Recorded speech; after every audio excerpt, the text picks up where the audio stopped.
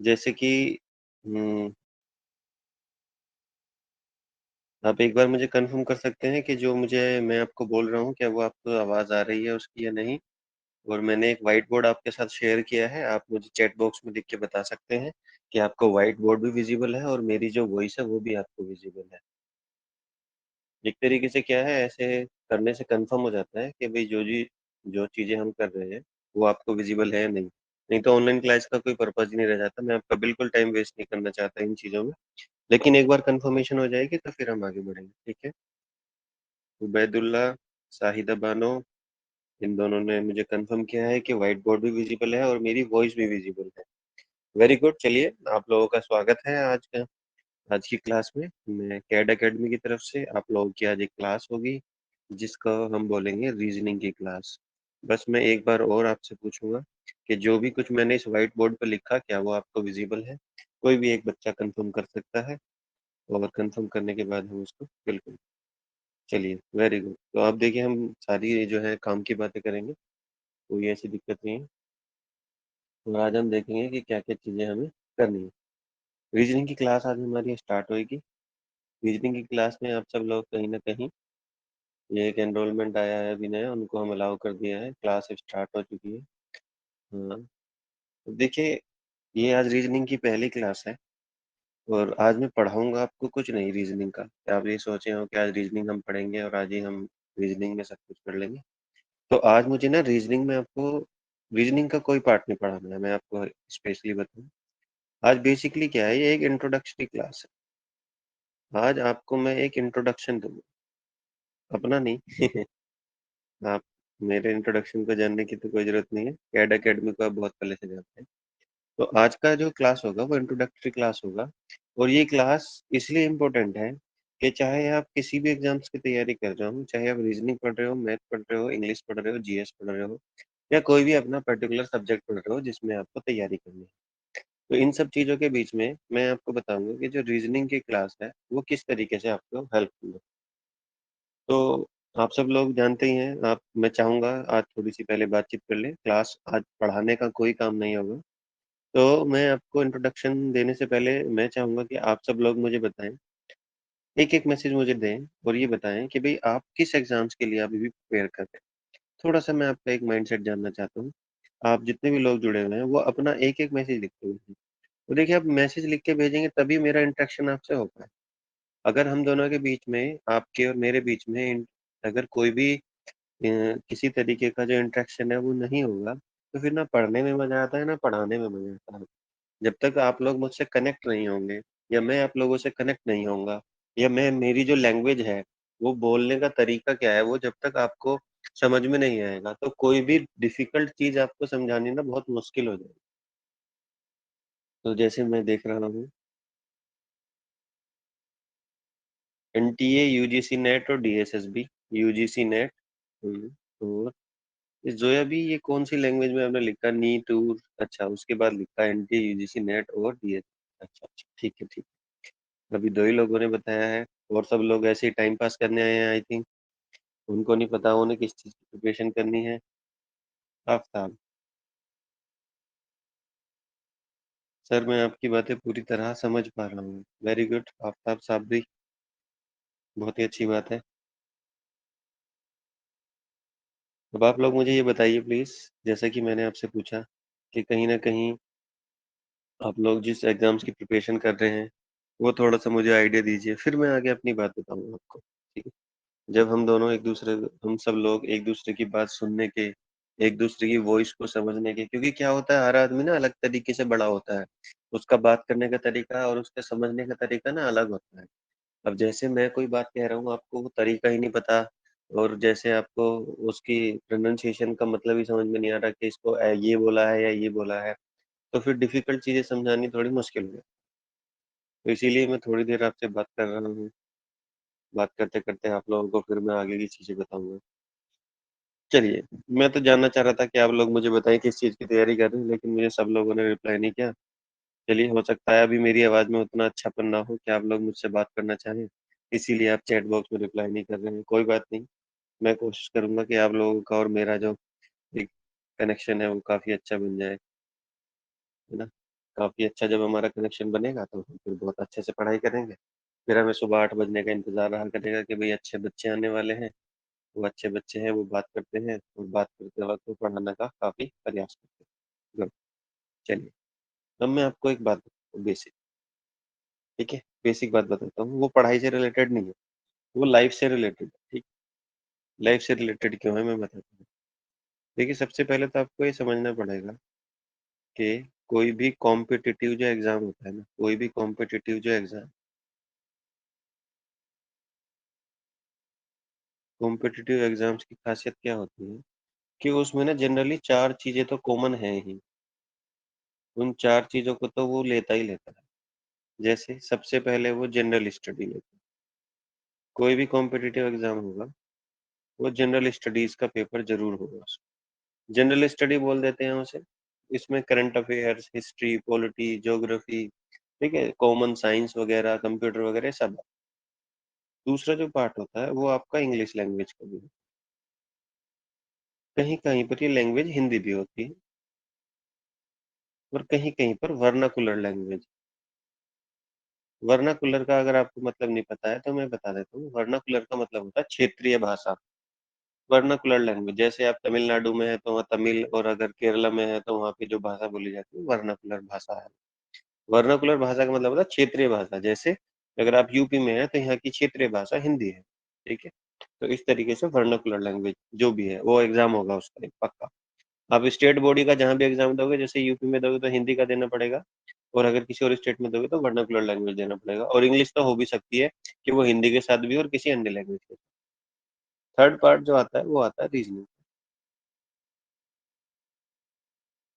और fourth part जो आता है वो आता है मैथमेटिक्स। ये तो कॉमन है। इसके अलावा आप कोई भी कॉम्पिटिटिव एग्जाम दे रहे हैं, वो उसमें उसकी कैटेगरी आ जाती है। जैसे सपोज कीजिए आप एसएससी के लिए जा रहे हैं तो उसमें चारों एग्जाम्स आएंगे।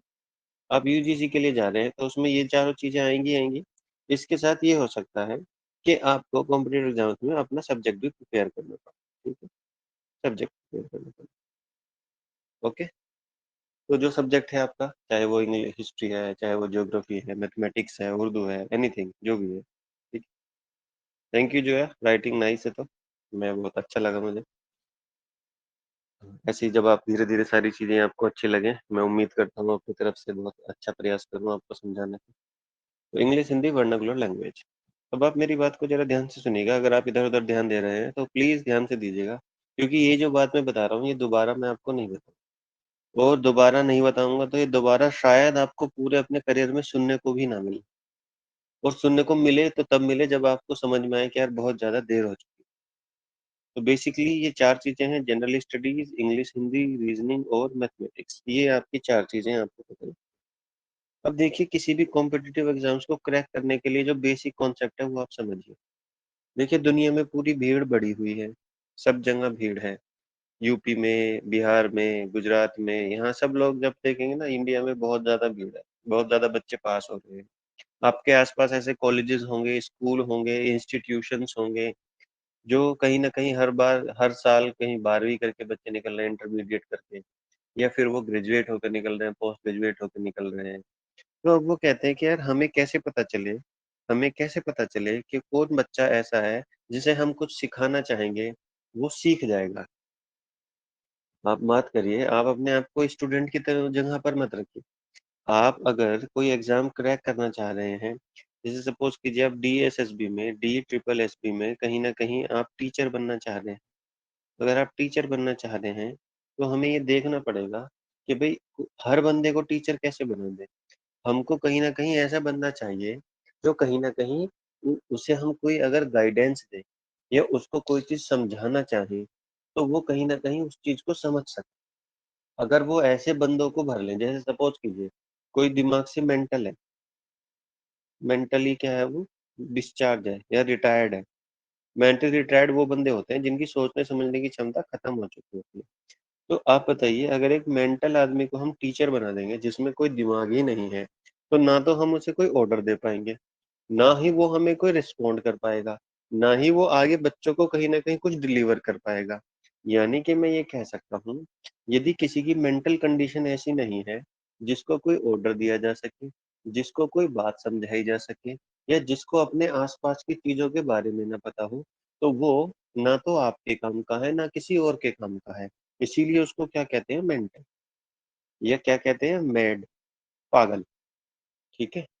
अब ये मैंने इतना एक्सट्रीम एग्ज़ाम्पल आपको इसलिए दिया, क्योंकि अगर मैं कह रहा हूँ कोई मेंटल है, उसको तो समझ है ही नहीं, इसीलिए उसको ना कोई ऑर्डर दिया जा सकता, ना कोई उससे काम लिया जा सकता, ना ही वो कोई चीज़ आगे डिलीवर कर सकता, ना ही वो किसी सिस्टम में कहीं न कहीं अपने आप को एडजस्ट कर सकता।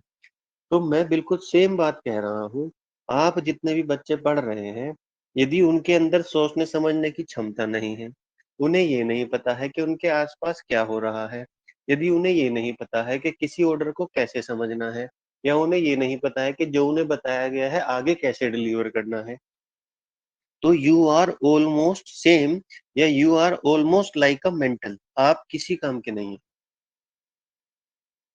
भले ही आप दिमाग से रिटायर्ड नहीं हैं, लेकिन जो चीज़ें मैंने आपको अभी 1 सेकंड पहले बोली, आप यदि उन चीज़ों को कर नहीं सकते, तो यू आर ऑलमोस्ट मेंटल। अच्छा, अब कैसे? अब देखिए, कॉम्पिटिटिव एग्ज़ामिनेशन वाला कहता है कि जनरल स्टडीज़ आपको पता होनी चाहिए। जनरल स्टडीज़ में आप मुझे बताइए क्या-क्या आता है? आप देखेंगे हिस्ट्री, ठीक है? आप देखेंगे ज्योग्राफी, ठीक है? आप देखेंगे पॉलिटी, आप देखेंगे फिज़िक्स, आप देखेंगे केमिस्ट्री, आप देखेंगे इकोनॉमिक्स, आप देखेंगे कंप्यूटर और आप देखेंगे करंट अफेयर्स। अब ये क्या है? क्यों जानना चाहता है? कोई भी चीज़ जो आपको हायर करना चाहता है, वो क्या जानना चाहता है? हिस्ट्री। आप भारत में रह रहे हो, आपको यही नहीं पता हमारे देश का निर्माण कैसे हुआ है। आपको यही नहीं पता जिस समाज में आप रह रहे हो, वो समाज कैसे बना है।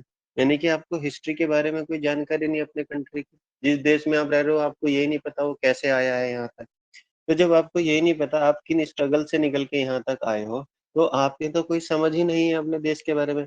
जब आपको अपने देश के बारे में समझ नहीं है, तो डेफ़िनेटली आपको ये भी नहीं पता है कि आपको अपने देश को कैसे सँभाल के रखना है। जैसे आपने बहुत मेहनत करके अगर ₹5000 जोड़े हैं और वो खो जाए, तो आपको कितना दुःख होगा। ठीक है? या आपने कोई बहुत प्यारी चीज़ या कोई कोई प्यारा गिफ्ट आपको कहीं से मिला और वो आपका खो गया, तो आपको कितना दुःख होगा। तो सेम ऐसे ही आज आप जिस कंट्री में रह रहे हो, जहाँ आप पहुँचे हो, वो हिस्ट्री ही नहीं पता आपको, आपने वो खो दिया सामान, जो आप यहाँ तक सँजो कर लाए, वो आपने खो दिया। तो इस तरीके से आप अगर अपनी देश की हिस्ट्री के बारे में ही नहीं जानते, तो आप किसी और ऑर्गनाइज़ेशन के किस काम के? जब आपको यही नहीं पता जिस देश में आप रह रहे हो, तो आप किसी एक ऑर्गनाइज़ेशन में जाके क्या करोगे? क्योंकि आपके अंदर तो कोई रिस्पॉन्सिबिलिटी वाली बात ही नहीं है,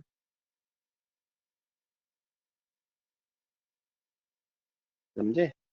ऐसे ही ज्योग्राफी की बात करें, आप जिस देश में रह रहे हो उसकी क्या सीमाएँ हैं, उसमें क्या-क्या खनिज पदार्थ हैं, वो कहाँ-कहाँ रिच है, किस चीज़ में उसको क्या फ़ायदा है, कहाँ हमारे पठार हैं, कहाँ हमारे जितने भी मिनरल्स हैं वो निकलते हैं, कहाँ नदियाँ बहती हैं, कितनी अपनी ज्योग्राफी है, किस-किस कंट्री से हम लगते हैं, क्या हमारी कहीं न कहीं ये सारी चीज़ें जो आपकी पूर्वी घाट, पश्चिमी घाट, समुद्र तट, रेतीले स्थान, जहाँ सबसे ज़्यादा बारिश होती है, कहाँ सूखा पड़ता है, कहाँ खनिज पदार्थ निकलते हैं।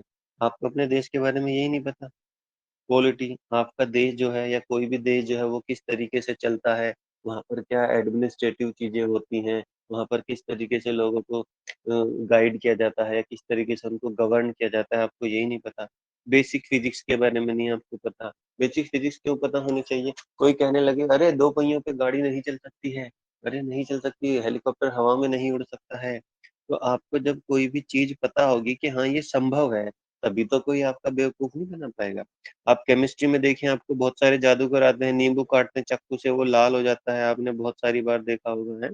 तो आप खुद बताइए जब आपको केमिस्ट्री पता होगी कि भई इस तरीके का केमिकल लगाने से यदि वो नींबू को काटा जाए चाकू पे लगा के तो चाकू से वो क्या हो जाता है रेड हो जाता है।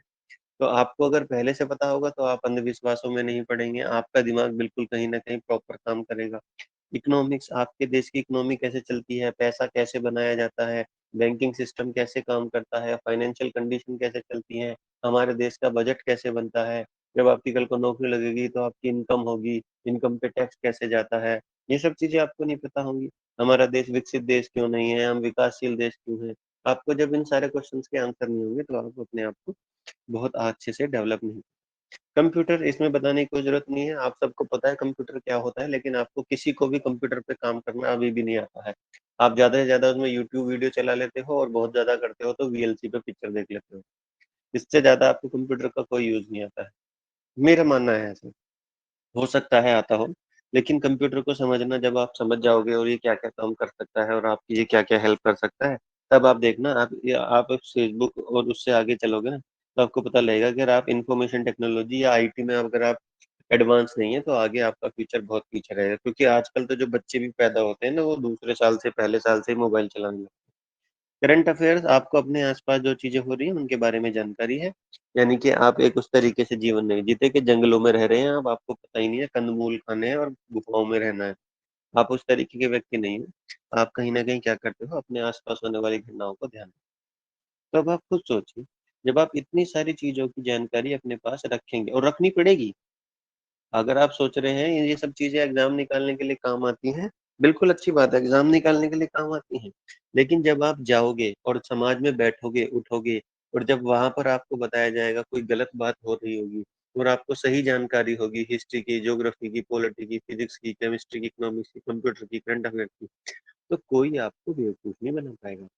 वो आपको हमेशा सही बात, आप हमेशा सही बात करोगे, और जब आदमी सही बात करता है तो सामने वाला कभी भी आपके सामने गलत बात करने की कोशिश नहीं करेगा, क्योंकि उसे पता है इसके सामने मैं बोलूंगा तो ये सही बात बोलेगा, क्योंकि इसे सही जानकारी है।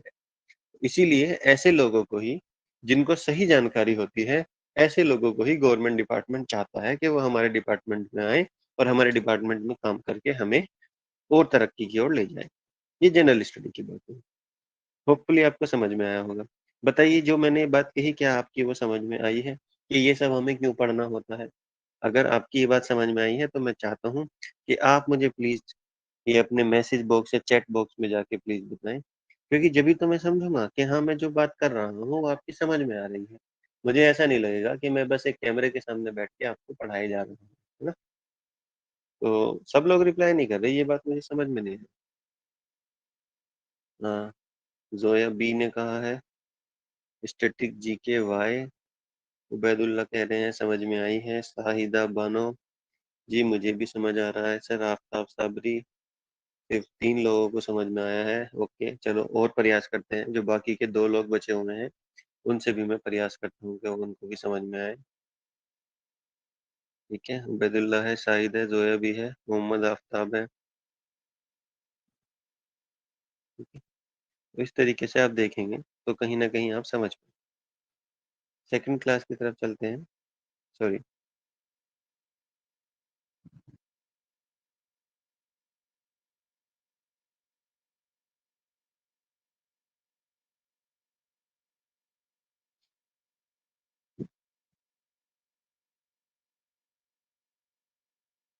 Thank you Aftab.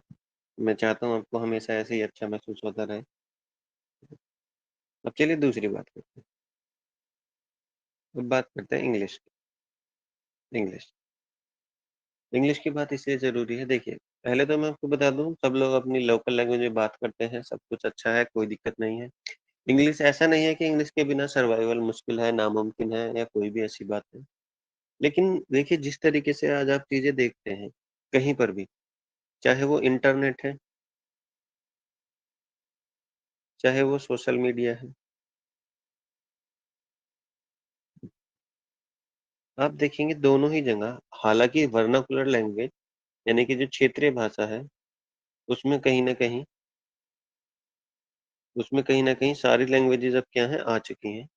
लेकिन फिर भी जनरली मैंने भी देखा है और आप लोग भी महसूस करते होंगे कि इन सारे प्लेटफॉर्म को, चाहे वो किसी भी तरीके का प्लेटफॉर्म हो, उसको आप ना कहीं इंग्लिश में ही यूज करना चाहते हैं। ठीक है, इंग्लिश में ही यूज करना चाहते हैं क्योंकि थोड़ा कन्वीनियंट लगता है। ये तो हुई एक बेसिक। लेकिन मैं आपको बताऊं, आप जब गवर्नमेंट डिपार्टमेंट में जाएंगे, किसी भी गवर्नमेंट डिपार्टमेंट में जाएंगे, तो गवर्नमेंट डिपार्टमेंट में जाने का मतलब है कि गवर्नमेंट तो पूरा ओवरऑल कहीं न कहीं क्या है, पूरी इंडिया को रिप्रेज़ेंट करती है और पूरी इंडिया में सिर्फ़ हिंदी नहीं बोली जाती। पूरी इंडिया में सिर्फ़ पंजाबी नहीं बोली जाती। पूरी इंडिया में सिर्फ़ तमिल नहीं बोली जाती और पूरी इंडिया में सिर्फ़ मैथिली नहीं बोली जाती, है ना? समझे आप मेरी बात? तो पूरी इंडिया में जब आप गवर्नमेंट है, तो गवर्नमेंट तो ऑल ओवर इंडिया है। ऐसे तो है नहीं, यूपी में है, बिहार में नहीं है, सब जगह है। और जब सब जगह है, तो कहीं न कहीं एक हमको ऐसी लैंग्वेज की ज़रूरत होती है जो कनेक्ट करे। और इंग्लिश को सिर्फ़ मैं इसलिए ही प्रेफ़र करता हूँ, क्योंकि ये कनेक्टिंग लैंग्वेज है। ये कैसी लैंग्वेज है my dear? Connecting language. Connecting language का मतलब है कि ये जोड़ती है किसको? ऑल ओवर वर्ल्ड को, ऑल ओवर वर्ल्ड को, ये कनेक्ट करती है। और जब कनेक्ट करने वाली लैंग्वेज है, तो आपको उसका बेसिक अंडरस्टैंडिंग बिल्कुल होना चाहिए। ठीक है? कनेक्ट करने के लिए आपको कनेक्टिंग वाली लैंग्वेज को आना चाहिए। अगर आप इंडिया में भी पोस्टेड हैं, चलिए आज आप किसी छोटी पोस्ट पे कहीं न कहीं पहुँचे और आप हो सकता है सिर्फ़ यूपी में ही पोस्टेड रहें, तो हो सकता है आपका हिंदी में काम हो जाए। लेकिन अगर आपका आगे का 30 साल का, 35 साल का करियर है और आप इस लेवल पे पहुँच गए कि आपकी पोस्टिंग ऐसी जगह हो गई जो ऑल इंडिया लेवल की है। कैसी है? ऑल इंडिया लेवल की है। तो ऑल इंडिया लेवल की जब पोस्टिंग हो जाएगी, तो आपकी पोस्टिंग कहाँ होगी आपको भी नहीं पता है। हुँ। जब आपको यही नहीं पता आपको कहाँ जाके रहना पड़ेगा, इसीलिए फिर आपको वहाँ पर एक कनेक्टिंग लैंग्वेज की ज़रूरत पड़ती है, जो बेसिकली क्या होती है इंग्लिश। इंग्लिश आनी क्यों चाहिए? देखिए, जैसे मैं आपको बताऊँ, मैंने आपको लिखा आई हर्ट, आई हर्ट। अब इसका मतलब मुझे कोई बता सकता है कि आई हर्ट का मतलब क्या है? आप मुझे चैट बॉक्स में या मैसेज में जाके बताइए कि मैंने एक वर्ड लिखा आई हर्ट, आई हर्ट का क्या मतलब है? आप में से मुझे कोई भी व्यक्ति आई हर्ट।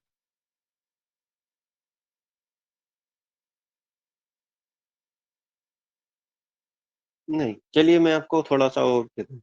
आप में से कोई एक-एक व्यक्ति करके चलिए मैं नाम देता हूँ आपको। आप ना चलिए मैं 1 सेकंड दीजिए। एक है आई हर्ट, एक सेंटेंस है आई एम हर्ट।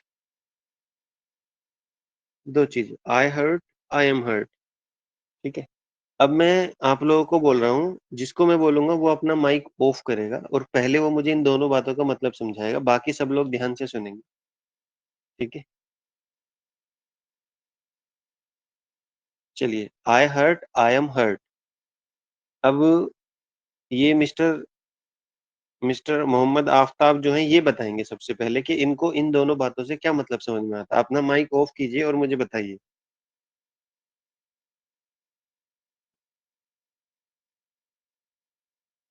जी, बताइए। जो हर्ट जो है ना ये लफ्ज़ का मानी नहीं पता है सर। हर्ट। हर्ट का मतलब होता है किसी को नुकसान पहुँचाना। अच्छा, तो आई हर्ट इसका मतलब है नुकसान पहुँचाता हूँ और आई हुँ, एम हर्ट मुझे नुकसान पहुँचाया जाता है। ओके, ठीक है, थैंक यू। अब आप अपना माइक ऑफ कर लीजिए। ज़ोया अभी आप बताइए, आई हर्ट, आई एम हर्ट इन दोनों का क्या मतलब है? आफ़ताब ने बिल बताया, अब आप बताइए। ज़ोया बी, आपको मेरी आवाज़ आ रही है? या आप कहीं न कहीं लाइव क्लास लगा के कहीं बैठ गए हैं, आपको नींद आ गई है? अच्छा, चलिए। जी, बताइए। Good morning sir. Very good morning, sir, very good morning. I am hurt मतलब मुझे दुख हुआ, मैं दुखी हूँ। आई हुँ, एम हर्ट और हुँ, आई हर्ट मुझे दुख है। हुँ, हुँ। ओके, सर, ठीक। बस ठीक है, यही जानना था मुझे और कुछ नहीं जानना है। मैं कुछ आपको यहाँ पे कोई टेस्ट नहीं दे रहा हूँ, जस्ट कि मैं आपकी एक अंडरस्टैंडिंग बिल्ड अप करना चाहता हूँ। Okay, thank you. शाहिद आप बताइए अब आप। शाहिद आप बताइए। शाहिदा, सॉरी, शाहिदा, आपको बुरा लगा?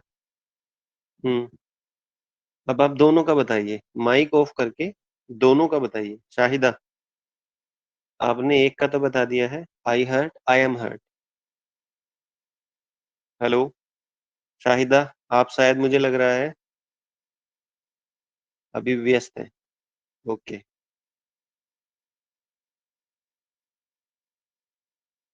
चलिए, शायद वो मेरी आवाज नहीं सुन पा रहे हैं। अच्छा, माइक ऑन नहीं हो रहा। ऐसे तो नहीं हो ना, अभी बाकी दो बच्चों ने किया है। बाकी दो बच्चों ने किया है।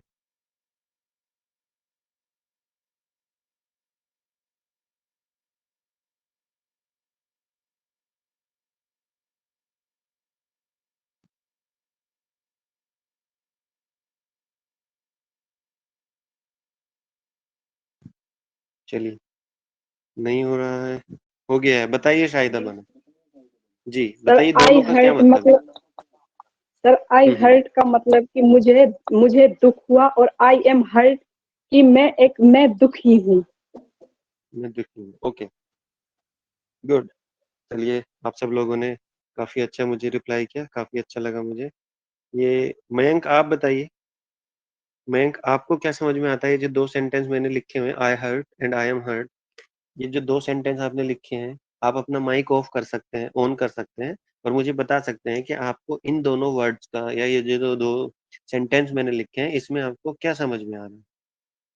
आपको क्या लगता है इनका हिंदी में क्या मीनिंग होगा। आप अपना माइक ऑन कर सकते हैं और मुझे बता सकते हैं कि ये आई हर्ट और आई एम हर्ट का क्या मीनिंग है आपके लिए।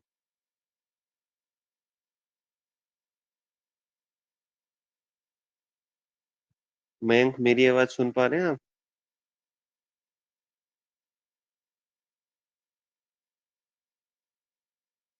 चलिए, मुझे लग रहा है सुन नहीं पा रहे हैं।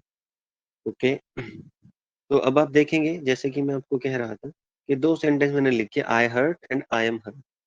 देखिए, इन दोनों सेंटेंस को अब मैं थोड़ा सा आपके लिए अंडरस्टैंडिंग के लिए और अच्छा कर देता हूँ, आपको मीनिंग क्लियर हो जाएगा एकदम। जैसे आई हर्ट हिम, अब जैसे ही मैंने लिखा तो आपको और क्लियर मीनिंग आ जाए। ठीक है, पहले भी इसका मतलब वही था, हिम लिख देने से कुछ खास मतलब नहीं पड़ा, लेकिन आपको समझ में आ जाएगा इस लगने से। आई हर्ट हिम का मतलब है कि कुछ ऐसा हुआ है जिसमें मैंने किसी व्यक्ति को दुख पहुंचाया है। मैंने किसी व्यक्ति को दुख पहुंचाया है। I hurt. चलिए, अगर आपको लग रहा है सर ये चिटिंग है, आपको जैसा हमारे साथ लिखा था वैसे ही सेंटेंस लिखो। तो जैसे आई हर्ट, इसका मतलब है कि मेरी वजह से किसी को दुख पहुंचा है। आई हर्ट, मुझे दुख नहीं पहुंचा है, मेरी वजह से किसी और को दुख पहुंचा है। जैसे ही मैं इसमें हिम लगाऊंगा, आपको तुरंत समझ में आ जाएगा, आई हर्ट हिम, यानी कि मैंने उसको दुख पहुंचाया है। ठीक है, किसी को हिम से दिक्कत है तो वो हर भी लिख सकता है, मैंने उसे दुख पहुंचाया है। मैं आपके इमोशन से नहीं खेलना चाहता, तो कोई हर भी लिख सकता है, हिम भी लिख सकता है, जैसा जिसको चाहिए। ठीक है, तो आई हर्ट का मतलब है कि मैंने किसी को दुख पहुंचाया है। आई हर्ट हिम, मैंने किसी को दुख पहुंचाया। ऐसे ही नीचे वाले सेंटेंस का मतलब है आई एम हर्ट। इस वाले सेंटेंस का मतलब है मैंने दुख किसी को नहीं पहुंचाया, मुझे किसी ने दुखी किया है, या मुझे किसी ने दुख पहुंचाया है। तो I am hurt by him, I am hurt by him, यानी कि मुझे उसके द्वारा दुख पहुंचाया है। तो बेसिक ग्रामर में बताऊं तो ये एक्टिव सेंटेंस है और ये पैसिव सेंटेंस है। ठीक है, जिसको ग्रामर का ज्ञान है, मुझे उसमें कोई दिक्कत नहीं है। बहुत सारे लोगों ने अच्छा सही आंसर दिया है, लेकिन मेरा जो कॉन्सेप्ट था यहाँ पर आपको बताने का, मेरा जो पूरा पर्पज है ये दो सेंटेंस लेने का, वो ये है कि इंग्लिश हमें इसलिए आनी चाहिए कि ताकि कल को हमें कोई ऑर्डर आए तो जो उसमें बात लिखी हुई है वो हमें प्रॉपर समझ में आनी चाहिए। क्योंकि अगर आई हर्ट का मतलब ये समझ लूं कि मुझे दुख पहुंचाया, तो बात उल्टी हो गई, जबकि होना ये था कि दुख मैंने पहुंचाया किसी को। ऐसे ही कल को आपको आ गया, उस कोई एक पेपर आया जिसमें ऑर्डर लिखा हुआ, पुलिस डिपार्टमेंट में चले गए, वहां पे लिखा हुआ आई वॉज मर्डर्ड। अच्छा, मैंने किसी का मर्डर कर दिया, आई वॉज मर्डर्ड, तो मेरा मर्डर कर दिया गया। अरे, और आपने क्या समझ लिया उसे कि मैंने मर्डर किया। तो कहीं ना कहीं जो विक्टिम है वही क्या बन जाएगा, फिर प्रोसिक्यूट होने के काबिल बन जाएगा। तो कोई भी सेंटेंस अगर उसका मतलब गलत निकल जाए, बिकॉज आपको उस लैंग्वेज की जानकारी नहीं है, तो आप समझिए ब्लंडर हो। तो यहाँ पर आई हर्ट, जो लोग अगर इंग्लिश की अंडरस्टैंडिंग आपके डेवलप नहीं है, तो आप उसका हो सकता है गलत मीनिंग निकाल ले। आई हर्ट यानी कि यार मैंने दुख पहुंचाया, उसको। मीनिंग तो है ये कि मैंने उसको दुख पहुंचाया, आपने अंडरस्टैंड निकाल ली यार उसने मुझे दुख पहुंचाया, मैं बदला लूंगा उससे। ठीक है, तो उल्टा हो गया ना। एक तरफ तो क्या आई हर्ट का मतलब है कि मैंने दुख पहुंचाया, आपको उससे माफी मांगनी चाहिए। आपने इसका मतलब क्या समझ लिया, आई हर्ट यानी कि उसने मुझे दुख पहुंचाया, मैं उससे बदला नहीं लेने का हूँ। ठीक है, मैं उससे बदला लूंगा, तो दोनों मतलब क्या हो जाता है, उल्टे। मैं एक बार और फिर प्रयास करता हूँ, मुझे लग रहा है बात आप समझ नहीं पा रहे। आई हर्ट का बेसिक मतलब है कि मैंने दुख पहुंचाया, मैंने दुख पहुंचाया तो मुझे उससे माफी मांगनी चाहिए। ओके, लेकिन मुझे इसका मतलब क्लियर नहीं था क्योंकि मेरी भाषा पे उतनी पकड़ नहीं थी। मैंने इसका मतलब समझ लिया कि मुझे दुख पहुंचाया, उसे मुझसे माफी मांगनी चाहिए, है ना, तो उल्टा हो गया। और उससे क्या होगा, जब मीनिंग गलत समझ में आएगा तो फिर कहीं ना कहीं ब्लंडर होगा, और जब ब्लंडर होगा माय डियर, तो फिर आपके वो कंट्रोल के बाहर जाएगा। वो कंट्रोल के बाहर जाएगा तो फिर ऐसी सिचुएशन क्रिएट होगी जो आपको डिप्रेशन की तरफ लेके जाएगी। आई एम हर्ट आपने समझ लिया कि मैंने उसे दुख पहुंचाया, मैं माफी मांग लेता हूँ। हुआ उसमें उल्टा है कि उसने आपको दुख पहुंचाया, उसे माफी मांगनी चाहिए। तो आप किसी डिपार्टमेंट के हेड हैं और आपको इंग्लिश की अच्छी समझ नहीं है, उसने लिख दिया आई हर्ट, तो आपने समझा अच्छा उसने मेरे को दुख पहुंचाया, मुझे उससे माफी मांगनी चाहिए। जबकि हुआ उल्टा था, वो माफी मांग रहा था क्योंकि उसने दुख पहुंचाया था। इसीलिए इंग्लिश लैंग्वेज की जरूरत है। ठीक है, जैसे आप कहीं ना कहीं क्या है, अब आपने देखा एक ये वर्ड लिखा हुआ है पेशेंट। ठीक है, अब आपको पता है इसका मतलब क्या होता है, मरीज भी होता है, और ये पेशेंस है इसका मतलब धैर्य भी होता है। ठीक है, दोनों एक जैसे ही बोलते हैं, पेशेंट भी और पेशेंस भी बोलते एक जैसे, स्पेलिंग अलग होती है। मरीज भी होता है, धैर्य भी होता है। ऐसे ही एक वर्ड होता है, जैसे ये आपने देखा होगा एक्सेप्ट, एक्सेप्ट और एक्सपेक्ट, ये तीनों वर्ड एक जैसे बोलते हैं। अब सिचुएशनल ये वर्ड कहीं ना कहीं क्या है, तो आपको इनका पता ही नहीं है मीनिंग अलग अलग क्या क्या है इनके। तो हो सकता है आप किसी चीज को किसी चीज से बचना हो, यानी कि एक्सेप्ट करना हो, आपने उसे एक्सेप्ट कर लिया, है ना। किसी से उम्मीद करनी हो, आपने उसे स्वीकार कर लिया। एक्सपेक्ट का मतलब उम्मीद करना, एक्सेप्ट का मतलब अलावा, किसी चीज के अलावा। ठीक है, और एक्सेप्ट का मतलब स्वीकार करना। ठीक है, अब आपको वो उस चीज के अलावा सबको स्वीकार करना था, तो आपने एक्सेप्ट और एक्सेप्ट दोनों एक साथ कर लिए। तो ये क्या होता है, ये भाषा आपको आएगी तभी आप उस चीज को समझ पाओगे कि एक्चुअली आपसे कहा क्या जा रहा है। इसीलिए इंग्लिश लैंग्वेज का पेपर होता है ज्यादातर कॉम्पिटिटिव एग्जाम्स। ओके,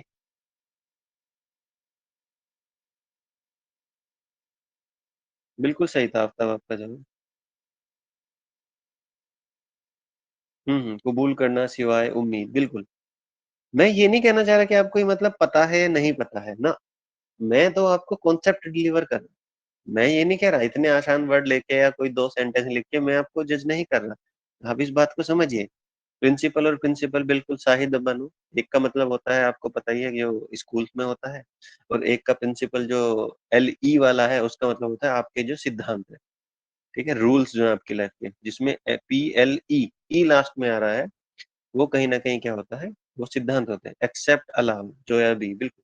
मैं आपके यहाँ बिल्कुल भी टेस्ट नहीं ले रहा हूँ इंग्लिश का, ना ही ये इंग्लिश की क्लास है। I am just sharing a concept. आप उस कॉन्सेप्ट को समझिए कि यदि आपको एक सब्जेक्ट की नॉलेज नहीं है तो आप बातों को गलत समझ सकते हैं। इसीलिए टेस्ट लिया जाता है आपका उस जॉब में आने से पहले कि भाई we are hiring a person who is capable, whether he or she is capable to perform the duties we will allow to him, or he won't or she won't be able to perform the duties we accept from him or her. That is why I am hereby delivering a concept to you that everything you prepare for your competitive examination, whether it is reasoning, it is English, it is mathematics, or it is general studies, all are compulsory part for your personality development. Just because you have ability to reason, to understand, and to deliver the things you are expected. That's why I am hereby telling you the concept that if you don't know the language, that may create a blunder to you, which will definitely or ultimately become a part of your disgrace. तो इसी तरीके से आपको कहीं ना कहीं आपको ये चीजें समझनी पड़ेंगी। अब आप देखिए, आपने कभी अपनी क्लास में 9, 10th, 11th, 12th में जितने भी एप्लीकेशन और एसेज लिखे हैं, वो सारे के सारे रट के लिखे हैं। अगर आप, वो आपकी गलती नहीं है, क्योंकि हमारे स्कूलिंग की फीस और स्कूलिंग का स्तर इतना गिरा हुआ है या इतना नीचे स्तर पे है, सबका नहीं कह रहा, ज्यादातर जो टीयर 3, टीयर 4, टीयर 5 सिटीज के स्कूल्स हैं, वहां पर एजुकेशन का स्तर इतना नीचे है कि आपको आज तक यही नहीं बताया गया कि ये जो नील है और ये जो नील है, ये जो मात्राएं दोनों अलग अलग हैं, ये किस तरीके से प्रोनाउंस होनी है। आपको ये नहीं बताया गया कि आपने जो कढ़ा, कहीं ना कहीं खून है और कहीं ना कहीं ये जो खुद है, इन दोनों मात्राओं को कैसे प्रोनाउंस करना है, आपको यही नहीं पता। अब नील है या नील है, ये इनको कैसे बोला जाना है, खून है या खुद है, इन दोनों मात्राओं की वजह से बोलने में क्या प्रोनाउंसिएशन है, आपको नहीं पता। और ये आपकी गलती नहीं है। आपने अगर बचपन से एप्लीकेशन लिखी होती, बचपन से ऐसे आपके अंदर बिल्ड किए गए होते कि ऐसे लिखना होता है, तो आज आपको अंग्रेजी पढ़ने की जरूरत नहीं होती। क्योंकि अंग्रेजी का एग्जाम जो होता है वो मेमोरी का एग्जाम नहीं है, वो तो ये जानना चाहता है कि can you understand the things which are given to you in paper. आपको कोई ऑर्डर इंग्लिश में आ गया, अगर आप उसे समझ ही नहीं पाए तो उस पर एक्शन क्या लोगे। आपको इंग्लिश में ऑर्डर दिया गया कि जाइए उस एरिया में, जाइए उस एरिया में कहीं ना कहीं क्या है, भुखमरी आ रही है, वहां सबको खाना खिलाइए। आपने समझ लिया वहां पे बहुत ज्यादा खाना है, वहां से खाना लूट के लाइए। तो देखो कितना बड़ा ब्लंडर हो जाता है अगर आपको कोई लैंग्वेज की समझ नहीं है। इसीलिए जब आप स्टेट का एग्जाम देते हो तो वहाँ वर्नाकुलर लैंग्वेज का टेस्ट होता है पहले ही, कि आपको भाषा समझ में आनी चाहिए। चलिए, और ज्यादा समय नहीं लेते हुए, क्योंकि आपको, मुझे लगता है जो मैं डिलीवर करना चाहता था, जो मैं आपको समझाना चाहता था, वो आपने डेफिनेटली समझा होगा कि कोई भी एग्जाम में इंग्लिश का पार्ट क्यों लिया जाता है या किसी भी लैंग्वेज का पेपर क्यों लिया जाता है। ठीक है, थर्ड पे बात करते हैं, दैट इज मैथमेटिक्स। मेरी मैथमेटिक्स उतनी अच्छी नहीं है, लेकिन फिर भी मैं आपको कुछ प्रयास करता हूँ। देखिए, जैसे आपने बचपन से ये पढ़ा, a+b² तो इसे क्या लिखते हैं जी, a² + b² + 2ab। चलिए, ये फॉर्मूला तो आप सबको पता है या नहीं पता है, प्लीज बताइए। आप में से जिसको नहीं पता है तो फिर मैं कुछ दूसरा प्रॉब्लम लूंगा। क्या आप सबको ये फॉर्मूले के बारे में जानकारी है? साहिदा, जोया, आफताब, उबैदुल्ला, आप सब लोगों को जानकारी है? जी जी जी। हाँ जोया, मैं चाह रहा हूँ कि आप लोग सिर्फ कॉम्पिटेटिव एग्जाम्स की प्रिपरेशन ना करें। ना, मैं बिल्कुल नहीं चाह रहा, क्योंकि मुझे बिल्कुल उम्मीद है कि जीवन में अगर कॉम्पिटेटिव एग्जाम्स नहीं निकल रहा है तो उसके अलावा भी बहुत कुछ है जो आपको सीखना चाहिए। ठीक है, जब आप तैयारी कर रहे हैं, मैदान में है, तो आपको सब कुछ पूरा झोंक देना है, लेकिन वो अल्टीमेट चीज नहीं है। ठीक है, जी जी जी। नहीं आया, नहीं आया, समझ में नहीं आया? जिन्होंने नहीं लिखा है, उबैदुल्ला और जो है भी, आपको समझ में नहीं आया क्या? आपने नहीं लिखा है, आप इसे नहीं जानते क्या? चलिए, अगर नहीं जानते तो मैं आपको बताता हूँ। a+b² = a² + b² + 2ab होता है। ठीक है जी, इसी को कई जगह एग्जाम में ऐसे भी लिखा हुआ आपको मिलेगा कहीं भी, अगर आप मैथ की प्रिपरेशन कर रहे हैं, -2ab = a² + b², ऐसे भी लिखा हुआ मिलता है। ठीक है, इसी चीज को हम ऐसे भी लिख सकते हैं, अगर आपने कभी ध्यान नहीं दिया तो इसको ऐसे भी लिख सकते हैं, a+b² -a² - b² = 2ab, ऐसे भी ये कहीं जगह लिखा हुआ मिलेगा। ठीक है, तो मैं आपको ये कहना चाह रहा हूँ, मैथमेटिक्स का बेसिक काम क्या होता है। मैथमेटिक्स का बेसिक काम ये होता है माय डियर, कि वो आपके अंदर क्षमता विकसित करता है। कैसी क्षमता विकसित करता है? किसी भी एक सिचुएशन में एक चीज को एक से ज्यादा तरीके से सोचने की क्षमता आपकी विकसित करता है मैथमेटिक्स। किसी भी एक स्थिति में एक से ज्यादा तरीके से सोचने की जो डेवलपमेंट है, वो कौन करता है? मैथमेटिक्स। यदि आपको लगता है कि आप एक ही सिचुएशन में एक से ज्यादा तरीके से सोच सकते हैं, तो डेफिनेटली आप, इसी वजह से क्योंकि आपका मैथ अच्छा है, या आप ऐसे लोगों के बीच में रहे हैं जिनकी मैथमेटिशियन एबिलिटी जो है, जो कहीं ना कहीं उनकी जो एप्टीट्यूड है वो उस तरीके का है कि वो प्रॉब्लम सॉल्विंग में यकीन रखते हैं। जैसे आप किसी रास्ते पे जा रहे हैं और आपकी बाइक या आपका जो व्हीकल है, वो कहीं न कहीं क्या हो गया है, पंक्चर हो गया है। तो जब आपकी बाइक या व्हीकल कहीं न कहीं पंक्चर हो गया है, तो अब देखिए अगर आपके पास एक से ज़्यादा सॉल्यूशन सोचने की क्षमता नहीं है, आपको नहीं पता जब पंक्चर हो जाता है तो क्या करना होता है। तो आप सपोज़ कीजिए आप ऐसी रोड पे जहाँ कोई हेल्प नहीं है, आपकी बाइक में पंक्चर हो गया और आपके दिमाग में कोई सॉल्यूशन नहीं आ सकता, आपका दिमाग कोई सॉल्यूशन नहीं सोच सकता, तो आप उस बाइक को लेके वहीं खड़े रहोगे, ठीक है? लेकिन यदि आप एक सिचुएशन में एक से ज़्यादा तरीके सोच सकते हैं, तो इट मीन्स कि आपकी मैथमेटिक एबिलिटी अच्छी है। जैसे आप पहला तरीका क्या सोच सकते हैं? आप आस-पास लोगों से बात कर सकते हैं, पंचर वाले की दुकान कहाँ है? जब आप उसमें पंक्चर लगवाएँगे, तो पंक्चर लगवा के आप उसे फिर से ठीक करके ले जा सकते हैं, पहला तरीका। दूसरा तरीका, आप आस-पास कोई रिलेटिव का घर है, तो रिलेटिव के घर जा सकते हैं, रिलेटिव के घर बाइक खड़ी कर सकते हैं और वहाँ सर्विस होने के बाद तब ले जा सकते हैं। तीसरा, आप कोई ऑटो ले सकते हैं, उस ऑटो में अपनी साइकिल को या बाइक को रख के उसको कहीं न कहीं सर्विस सेंटर ले जा सकते हैं। चौथा, आप किसी को फ़ोन कर सकते हैं, अपने घर से उसे वहाँ बुला सकते हैं कि आप यहाँ आइए मेरी हेल्प कीजिए। तो मैंने ये एक वैसी एग्ज़ाम्पल लिख दिए 3-4 कोई भी, आप कुछ भी सोच सकते हैं, इससे ज़्यादा भी सोच सकते हैं। तो ये आप खुद सोचिए क्या है? आपके पास प्रॉब्लम थी पंचर, उस पंचर को ठीक करने के आपके पास एक से ज़्यादा तरीके हैं और एक से ज़्यादा तरीके इसलिए आपको पता है क्योंकि आपने आस-पास सभी लोगों को ऐसा करते हुए देखा है कि भई जब पंचर हो जाता है तो क्या करना होता है। तो इसीलिए आपके अंदर ये डेवलप है। लेकिन आप खुद बताइए, कल को आप कहीं सर्विस में जाओगे, वहाँ पर जो समस्या आएँगी, वो तो आपके आस-पड़ोस में आपने कहीं देखी नहीं है। या आपकी कहीं सर्विस लगेगी, आपको वहाँ कोई टास्क दिया जाएगा, आपने वैसी प्रॉब्लम तो पहले कभी सॉल्व नहीं की है।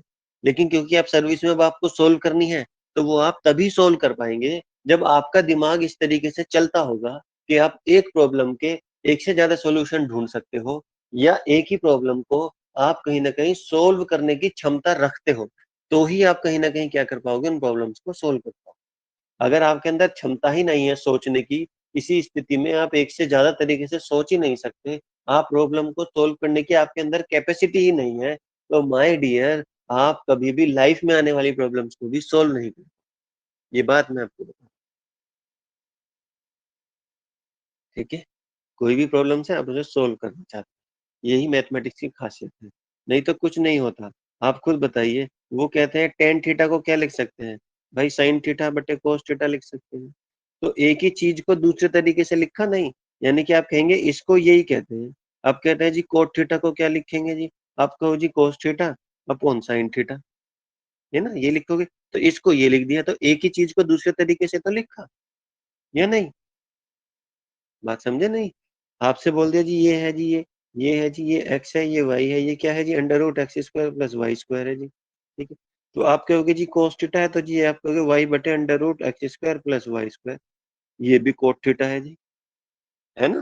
तो एक ही प्रॉब्लम को अलग-अलग तरीके से जब आप देखना, सीखना, समझना शुरू करोगे, तभी आपको कहीं न कहीं प्रॉब्लम सॉल्विंग की हेल्प आएगी। आप देखिए मैथ्स में क्या होती हैं प्रॉब्लम्स, आपको उनके क्या निकालने होते हैं सॉल्यूशंस। तो इसका मतलब ही ये है कि आप जब मैथ्स पढ़ते हैं, तो आपके अंदर प्रॉब्लम सॉल्विंग डेवलप होती है और जो मैथ का पर्पज़ है, सिमिलर पर्पज़ होता है आपका रीज़निंग का। जो पर्पज़ मैथ का होता है, वही सिमिलर पर्पज़ होता है रीज़निंग का। ओके? जो मैथ का पर्पज़ है, वही पर्पज़ होता है रीज़निंग। चलिए, तो माय डियर ये आज की क्लास थी जो मैंने आपकी अपनी कंप्लीट की है। आपको हल्का-सा मैंने एक आइडिया देने की कोशिश की है कि कोई भी कॉम्पिटिटिव एग्ज़ाम्स किस तरीके से होता है और कोई भी कॉम्पिटिटिव एग्ज़ाम्स की प्रिपरेशन हमें किस तरीके से करनी चाहिए और वो क्यों करनी चाहिए, ये आपको पता होना चाहिए। आपकी जो ऐज है, जिस ऐज में आप हैं, आपको इन सारी चीज़ों को पढ़ना चाहिए। पढ़ के उस पे कहीं न कहीं प्रयास करना चाहिए, अच्छी अंडरस्टैंडिंग बिल्ड करनी चाहिए, क्योंकि वो आपके भी काम आती है और फिर आगे आने वाली जनरेशन के भी काम आती है। प्रॉब्लम्स हमेशा से सेम हैं, सॉल्यूशन उनके आपको लगता है कि पता नहीं कितने मुश्किल हैं। आप अच्छे से पढ़ेंगे, अच्छे सही जगह डिसीज़न लेंगे, अपने घर में, परिवार में एक-दूसरे का सम्मान करेंगे और कभी फालतू किसी डिस्ट्रैक्शन में नहीं पड़ेंगे, तो डेफ़िनिटली आप अपनी लाइफ़ में ज़रूर अच्छा करें। हाँ, अगर आप शोशाबाजी में ज़्यादा रहेंगे, मैं उस चीज़ की प्रिपरेशन कर रहा हूँ, उस चीज़ की प्रिपरेशन कर रहा हूँ, आप कहते बहुत कुछ है, लेकिन जो भी कुछ कह रहे हैं उसके लिए आप जो एक्शन लेना चाहिए वो एक्शन नहीं लेते हैं, तो फिर डेफिनेटली आपको कुछ हासिल नहीं। तो रीजनिंग की क्लास हम कल से स्टार्ट करेंगे धीरे धीरे, और छोटे छोटे टॉपिक से हम आगे बढ़ेंगे, और फिर हम अच्छे डिफिकल्ट टॉपिक तक जाएंगे जो आपके एग्जाम्स में आएंगे। ठीक है, जो भी आपके एग्जाम्स है, यूजीसी नेट, डीएसएसबी, या जो भी आप एग्जाम प्रिपेयर कर रहे हैं, रीजनिंग का ये मतलब बिल्कुल नहीं है, मैथमेटिक्स का ये मतलब बिल्कुल नहीं है कि इस एग्जाम्स के लिए स्पेसिफिक पढ़ा जाएगा। ये तो कॉन्सेप्ट होते हैं, आपको आने चाहिए, वो कॉन्सेप्ट मैं आपको दूंगा, और उन कॉन्सेप्ट पे आप जितनी ज्यादा प्रैक्टिस करेंगे उतना ज्यादा आपका डेवलपमेंट होगा।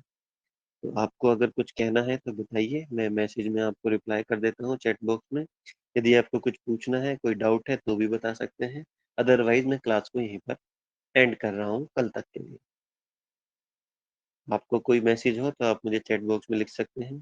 क्लास में कुछ और आपको खराब लगा हो वो लिख सकते हैं, कुछ अच्छा लगा हो वो लिख सकते हैं, जो आपको सही लगे, क्योंकि जब तक आप कुछ बताएंगे नहीं तब तक इम्प्रूवमेंट की संभावना काफी कम है। जब आप बताएंगे तभी इम्प्रूवमेंट होगी।